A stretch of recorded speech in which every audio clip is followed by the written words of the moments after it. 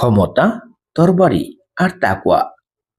যখন হযরত আলী রাদিয়াল্লাহু আনহু শত্রুকেও ক্ষমা করলেন।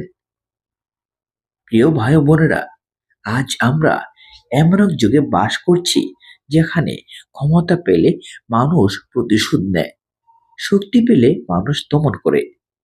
কিন্তু আজ আমি আপনাদের এমন একজন মানুষের গল্প শোনাবো, যিনি ছিলেন ইসলামের সবচেয়ে সাহসী যোদ্ধাদের একজন।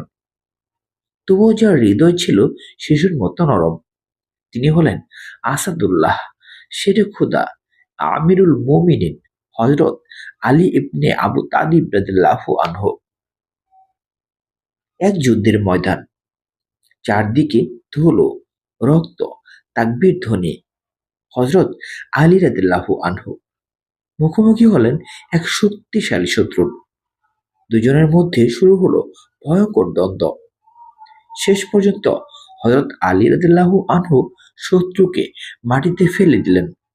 তরবারি উঠেছে, এক আঘাতে শেষ হয়ে যাবে সব। ঠিক সেই মুহূর্তে শত্রুটি হযরত আলী রাদিয়াল্লাহু আনহুর মুখে থুতু নিক্ষেপ করল। প্রিয় দর্শক, এই মুহূর্তে আমরা হলে কি করতাম?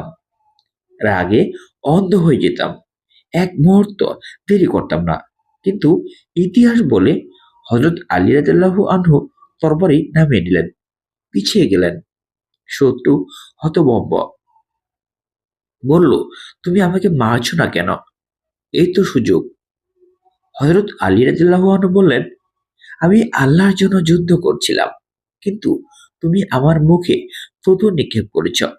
এখন যদি তোমাকে হত্যা করি, তাহলে সেটা আল্লাহর জন্য নয়, আমার ব্যক্তিগত রাগের জন্য হয়ে যাবে।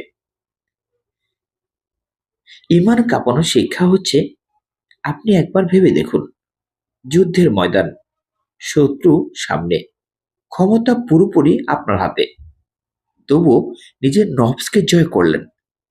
এই হলো প্রকৃত বীরত্ব, এই হলো তাকওয়া। রাসূল সাল্লাল্লাহু আলাইহি সাল্লাম ঠিক এই জন্যই বলেছিলেন, আলী হলো হক আর হক হলো আলী।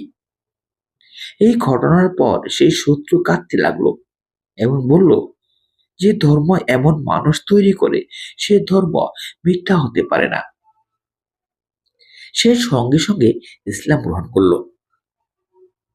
আজকের যুগে এই ঘটনার প্রাসঙ্গিকতা।